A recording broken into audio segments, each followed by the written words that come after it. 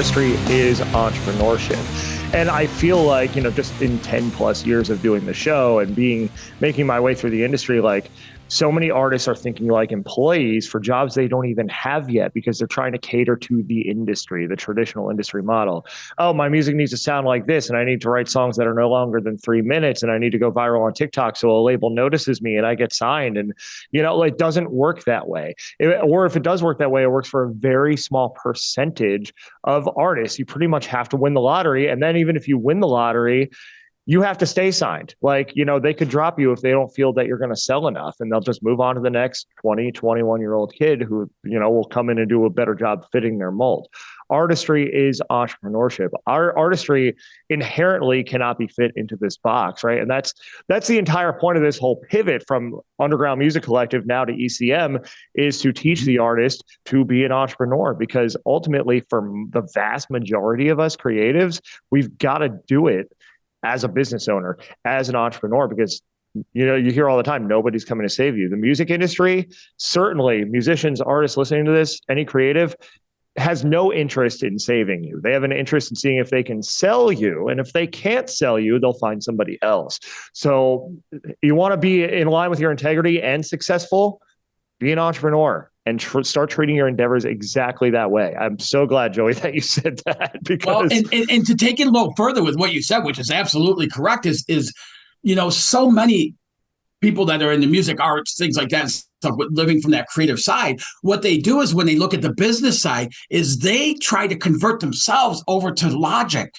Right? Here's what I have to do, and here's what I have, how many, posts I have to do, and how many people I need to get in front of, how much, When honestly, I love working with creative people like that, much more so than I enjoyed working with people like me who come from the logic side of life, because what I have to do is help that person shift over and get into the creative side and get out of the logic. Mm-hmm. But we have so many people in music and different industries like that and stuff who are trying to apply that logic, which only holds them up and makes it much harder to do than if they take that creative side of where they're already living well in and move into it with that. So absolutely.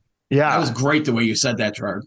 Well, yeah, I mean, it's just coming from experience, and thank you. It's just like witnessing it, experiencing it myself. Like even, I remember a few months ago, I was talking to somebody in the industry who's been there for a long time about like sync placements, and like the industry is just not looking for rock music. If you're a rock band, like it's a mark against you in the music industry right now. And, you would think, well, no, nobody wants rock anymore. No, that's not true. People do want it, but you have to figure out who that audience is and how to market to them, how to connect to them. And, you figure out who you are as an artist, who you are as a human being, and how that translates into what you do, and then employ the proven strategies to scale and grow, have different revenue streams. Your music is one thing, your merchandising, become an author, become a speaker, like do all these things, incorporate all these things into your platform, and align yourself with the right people who have been there. Find mentors, find coaches, find different people that can help fill different roles to grow your business. You can't do it yourself. You can't even do it just with the 4 or 5 people in your band. You need people who have been places you haven't been before. And that's something that, like, I, again, recently was just in Denver for a business conference, and like it affirmed a lot of these things that I've been thinking for a long time, and really blew the game open for me, because it's just like, now it's undeniable. Like, this is the path. This is the future for the artist, for the entrepreneur. We need to put the power back in the creative's hands.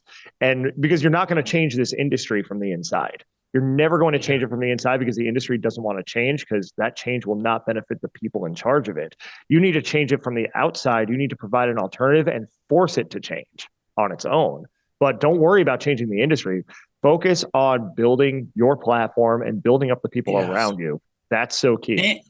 And it is key. And the other thing you said there, what a great example you use about a rock band and things like that. So often we'll get these people who are living from their heart. They're coming about living in their passion, bringing that forward. It might be a rock band, let's say, because that's the example you gave.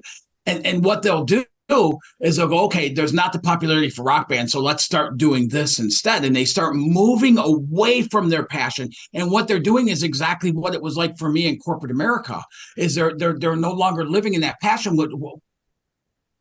If we could understand there isn't a single pathway or a most popular way to get there. The best and the most surest way of doing it is live through that passion. If your passion is for rock music and that's what you do and that's what you really thrive on and stuff, that's your attraction factor. So by doing that, you're going to start attracting people. It doesn't matter what's going on as a market and all these things we put on things. Again, going back to logical thinking, none of that matters. What matters is that you're living in that passion, because when you do, you're doing it better than anybody else can do it. And so you start attracting people, and it might not be as, like when they break them into categories and things like that, but you're going to attract more than enough people. And then the other part of that you said is we cannot do it alone. I cannot do this alone with what I'm doing, my mission to inspire, motivate millions of people to live better.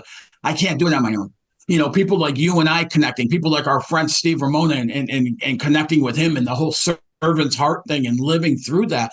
And even our own experiences then, like the experiences of my life of motorcycle accidents and all the things I've been through help me then that I have available to help other people.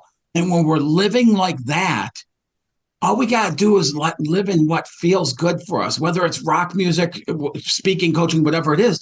And avenues are going to open up to us. Mm-hmm. We cannot help but to open up those avenues. We might have to shift some of that conditioning in the subconscious in order to do so. Mm-hmm. But it cannot help but to bring about those results in that area for us to live in our passion, because that's what was placed in our heart to follow through in that lifetime, to have the impact that our life is supposed to have.